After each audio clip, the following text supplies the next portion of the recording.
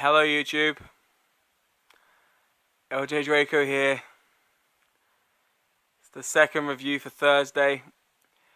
Now I got a phone call off basically one of my great friends, DJ, and he basically had a tiny little go at me about not reviewing a movie I was watching on my weekly movies videos a couple weeks back. And he said, "Oh, you lied to me. You told me you were going to do a review about it, and yet it's taken you a long time." I didn't watch the whole movie on my weekly movies, that list. We didn't watch the whole movie because, the beginning, yeah. I mean, it's not a rip-off of Twilight. At all. In any kind of way. Yeah. It's totally original. So I thought I'd rewatch it again recently and then do the full review. He's asking for ages. I think might as well.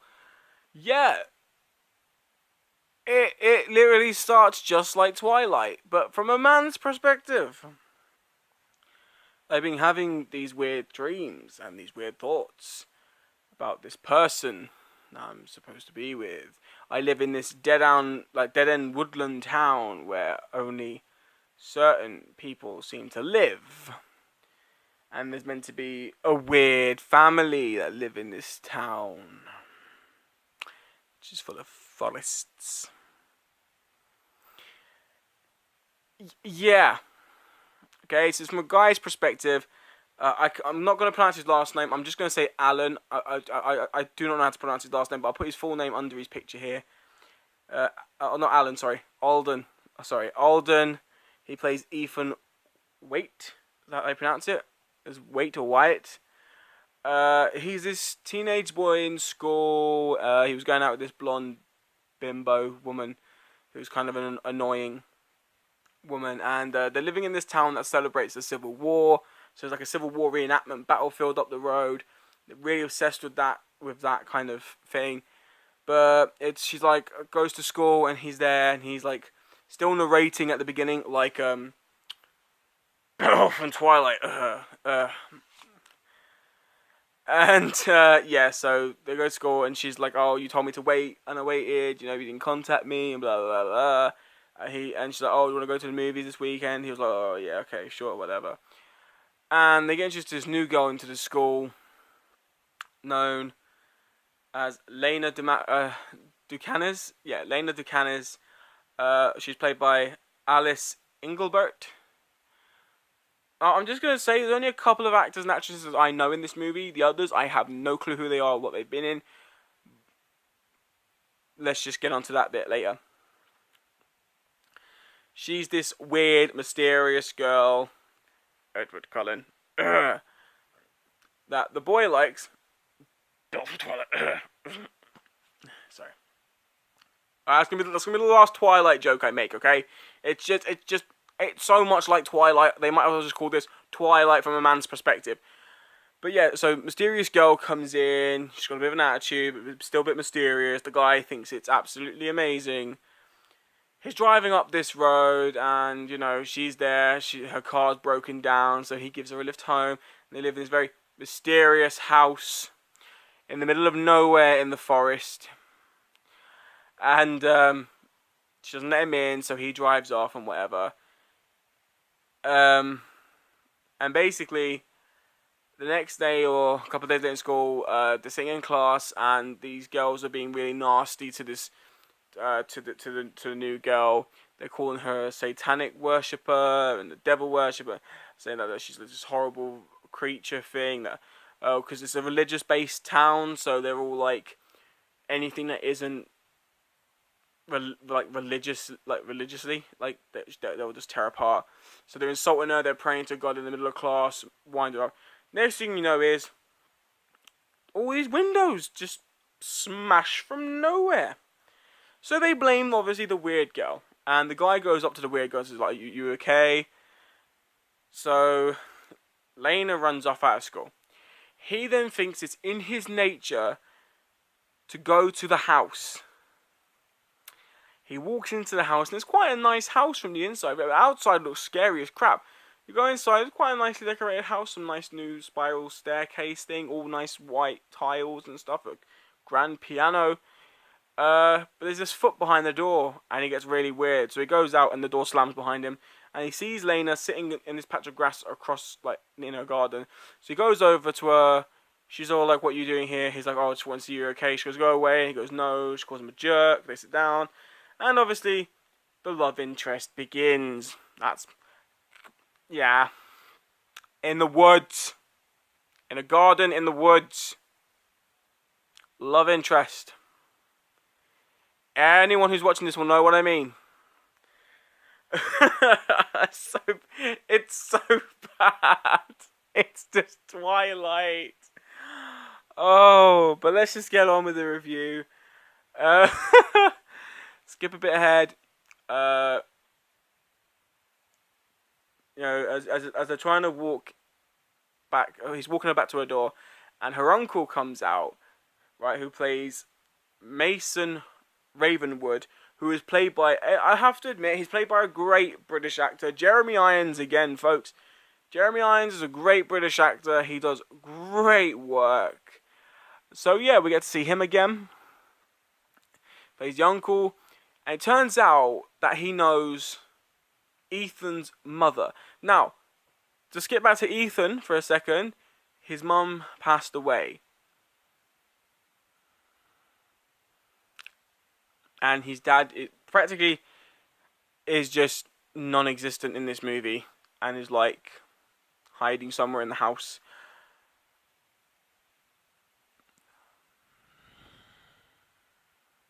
Now in Twilight, parents aren't dead, they're just separated, but you'd see the kind of resemblance coming from that one too? Yep. DJ, I hope you're watching this all the way through, because you're going to learn a lot of surprises about this movie. I'm going to get so much hate from this. But anyway, like, yeah, so the uncle lets him in. And the uncle basically does this weird mind thing to him, which makes him, he goes like, "Tell me how you see your future, and don't lie to me, because I don't like liars." So he starts talking, and the uncle does this weird thing to make Ethan say stuff he doesn't want to say, like that he'll end up marrying this girl. He won't love her, but he'll marry her because he's too afraid to leave the town. He's going to have like kids with her, but he's going to hate his own kids, and now he's probably going to have an affair up to his mid-50s, and when he's like 60 plus, he's going to move into his little home and sweep the floors in the back of this library. And then basically he storms off because he can't handle what just happened. And the guy turns around to Lena and says, "Well, I'm doing this for your own protection. No one's safe to be near you. We don't know why yet." So she runs upstairs. Turns out Ethan, well, after he runs off, he comes back and he wants to talk to her. So he gets her to come out and says, like, "I don't know what happened. It was rude of me to run off. It's just, it was really, really weird," and all this stuff. And then from this point on, I've already complained about the movie a lot. But from this point onwards, it's a fucking great movie. Yeah, okay. We learn a lot now from this. It's actually a really great movie. So let's just get a bit more into this now. So once they start seeing each other a bit more and whatnot, he goes to visit Lena when because she's at the house, and it turns out the uncle has put this spell where he can't, like, he's trying to walk through the gate. As he walks through the gate, he sees the back of his car, and then as he turns around, he walks back and he sees himself walking through the gate. So he ends up trying to run, and as he's running, he's just like teleporting between these trees, and as he falls, he's getting covered in these like black vines, and then Lena comes out, puts her hands out and sucks the black vines into her hands, and then he passes out. He wakes up with a wet towel on his head and a blanket, and she explains that he said, "Are you a witch?" And she got really upset. She goes, "No. Calling us a witch, is like calling a person who wears glasses a geek. Basically they're called casters, which, in fairness, is a pretty cool name. It's a pretty cool name, casters. Yeah, and basically she's explaining that she can do certain things. She does this nice thing with her room, where her room like comes translucent. Oh, that's translucent. Yeah, I think it's translucent. Like, where you can see the sky and the moon, and all this gold poetry writing comes up on her walls and stuff, and it looks quite like a beautiful kind of display of poetry all around the room. And she explains that the tattoo that she's got this tattoo on her hand when he met that said like 140 or 100 something odd day, 104 days, and it's gone down to like 75. And she said like that's how many days until her birthday, and on her birthday, all caster women get this thing called, they get claimed by the light or by the dark at the age of 16. Now, caster men can choose whether they want to practice light or dark magic. They decide what they want to choose. But women, because they have such strong emotions, their emotions choose for them. Which sucks, because women are already, like, cursed with pregnancy. Like, female casters need to not only be the only ones to carry babies, but now don't get a choice in whether they're good or bad. It kind of sucks. But she explains all this to him, and he just accepts it. Like, I think she could tell him that she's a horrible troll with massive warts, and he would just still love her. I don't think he cares if she's a cast or not. And she explains how she wants to be human. She hates being a caster. She hates hiding. She wants to be able to be normal. He turns around and says, like, you're a miracle. Why would you want to be human? And they kiss. And the uncle comes back, so he escapes, and then he convinces her to be to go out with him. He's like, I ain't gonna go until you say yes. So she says yes, and she's like, well, please make it a normal teenage date. Don't just let it be an awkward teenage date. He goes, I will. I won't even call you afterwards. She calls him a jerk. He calls her a witch. It was pretty good. And then, alright, skip a bit forward. Her cousin is coming to town for a celebration that they have. Now, her cousin is being played by is it Emmy or Emily? I think it's Emmy Rossum. I can't pronounce her name. Her name's going to be underneath as well. All the names of the people are going to be underneath. She plays Ridley Ducanis, which is her cousin, who was claimed by the evil at 16. She goes to school, she kisses Ethan, and then makes him do whatever she wants. She's now what's known as a siren.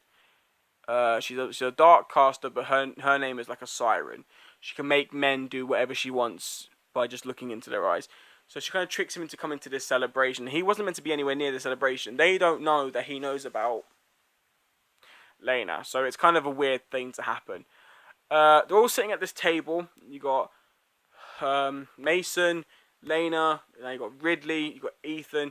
You've also got Ridley's brothers sitting at a table. You've got their mother and their grandmother all sitting at this table. And Ridley starts hurting Ethan. And Lena stands up and says, like, stay away from him. And they end up making the table spin, the room spin. They have this little, like, caster battle thing where they just, like, stare at each other and start shouting. To the point where Lena just turns around and goes, get away from my boyfriend, you witch, and blows her out the house. Ethan, like, passes out on the floor, and he looks up at her and goes, boyfriend, huh? And then passes out. And they can see how much they're actually in love and stuff. Skip ahead. They decide to go on this little date at the cinema thing, and he bought her this locket. But every time they touch this locket, they see the Civil War battle, and it's kind of hard for them both to see. At the cinema, she finds the locket in his pocket, and he's like, I'm sorry, I didn't mean to bring it with me. And she goes, no, but I want to see what happens. So he holds her hand, and they see the battle. And they see this woman running through the battlefield after this man that she loves, and he gets shot. And she uses this spell to bring her loved one back. And what to casters, this is a forbidden spell. Casters aren't allowed to bring back their loved ones from the dead. So what happened was, as punishment, her soul was taken from her and she became a fully dark caster and then killed the man she loved. And that's basically the females in their family since then have been cursed, where love of a human will make them become evil. So they do all this research to try and find out like how to break the curse, and she finds out something. And that's the end of this review. Because in defense of me as well, it's honestly, I didn't enjoy this movie up until the part where I said it's a good movie. There's so much in this movie that you guys have to watch. I can't explain it. It will just destroy the entire story. I got really hooked after the first half an hour. The first half an hour made me really despise and regret ever watching the movie. But then it just got so good that I had to watch it more. I watched it right to the end. I could not, but even the ending is one of the best movie endings I've seen in a long time. Because it messed up my mind. So, that is the end of this review. I hope DJ can now shut up and be happy about it. Anyway, guys, there is no 3D of this, so I can't do any 3D, but I am still going to give it its rating. Yet again, this isn't a movie that I can watch all the time. This to me seems like another Halloween kind of flick. So I'm gonna rate it I'm gonna give it a B+, just to be a bit generous on the fact that it did surprise me. B+ is what it gets. Anyway, that is the end of this review. So if you enjoyed this review and you enjoyed my other reviews, please show your support by clicking that subscribe button down below. Don't forget to strike the like for future videos, and I will see you guys this Saturday for Back to My Future Episode 7, 1999. And I will see you guys later.